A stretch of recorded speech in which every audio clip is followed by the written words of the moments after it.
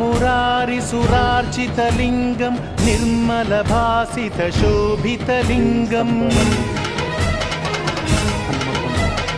जन्मज दुःखविनाशकलिङ्गं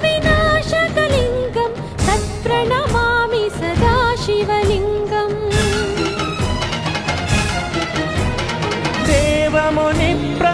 देवमुनिप्रवरार्चितलिङ्गं कामदहनकरुणाकरलिङ्गं रावणदर्पविनाशकलिङ्गं तत्प्रणमामि सदा शिवलिङ्गम्